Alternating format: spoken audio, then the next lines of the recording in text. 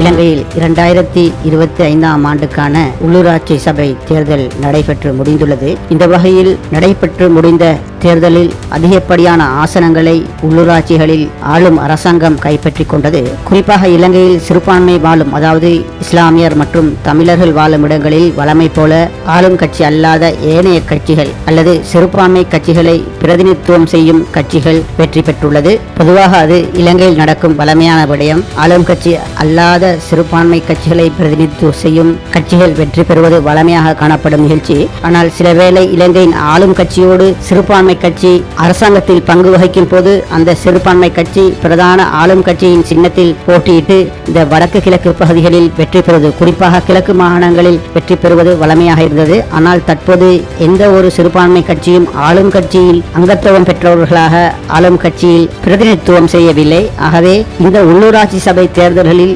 உள்ளூராட்சி மன்றங்களை தீர்மானிப்பதற்காக அல்லது ஆட்சியை நடைமுறைப்படுத்துவதற்காக சிறுபான்மை கட்சிகள் அல்லது ஆளும் கட்சி சுயேட்சை கட்சிகளோடு சேர்ந்து ஆட்சி நடத்தப்பட வேண்டிய நிலை அங்கங்கே உருவாகிக்கின்றது. குறிப்பாக வடக்கு கிழக்கு பகுதியில் இவ்வாறான நிலை காணப்படுகின்றது. அதாவது ஆளும் கட்சி சிறுபான்மை அல்லது சுயேட்சை கட்சிகளோடு இணைந்து உள்ளூராட்சிகளை நிறுவ வேண்டிய நிலை காணப்படுகின்றது. இது பொதுவாக இலங்கையில் வழமையாக நடக்கின்ற ஒன்று.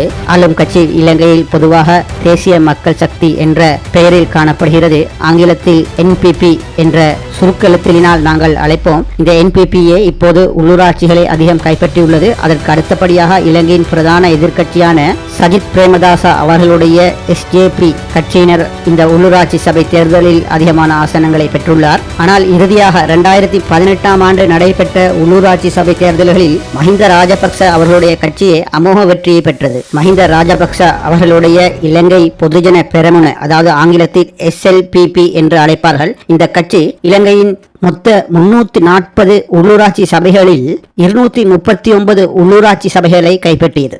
அக்காலத்தில் அதற்கு அடுத்தபடியாக இலங்கையின் முன்னாள் ஜனாதிபதி ரணில் விக்ரமசிங்கே அவர்களுடைய UNP கட்சி 41 இடங்களையும், வடக்கு கிழக்கு பிரதேசங்களில் தமிழ் தேசிய கூட்டமைப்பு 34 இடங்களையும், முஸ்லிம் காங்கிரஸ் இலங்கையில் 10 இடங்களையும் கைப்பற்றியிருந்தது. இந்த 2018ஆம் ஆண்டு தேர்தலில் மஹிந்த ராஜபக்ச அவர்களே அமோக வெற்றி பெற்றிருந்தார். ஆனால் அக்காலங்களில் தற்போது உள்ள இந்த NPP, அதாவது அனுரகுமாரவுடைய ஆளும் இந்த அரசாங்கம் 2018ஆம் ஆண்டு தேர்தலில் ஒரு உள்ளூராட்சிகளை கூட கைப்பற்றியிருக்கவில்லை. அனைத்து இடங்களிலும் தோல்வியை கண்டார்கள் என்பது இங்கு குறிப்பிடத்தக்கது. ஆனால் 2025ஆம் ஆண்டு நடைபெற்ற தேர்தலில் இலங்கையில் அதிகப்படியான உள்ளூராட்சி ஆசனங்களை பெற்று தற்போது முன்னணி வகிக்கும் கட்சியாக இந்த JVP எனப்படும் NPP அரசியல் கட்சி உருவெடுத்துள்ளது என்றே குறிப்பிடலாம். இதுவே இந்த இலங்கை நாட்டில் நடைபெற்ற உள்ளூராட்சி சபை தேர்தலின் சுருக்கமான ஒரு பார்வை.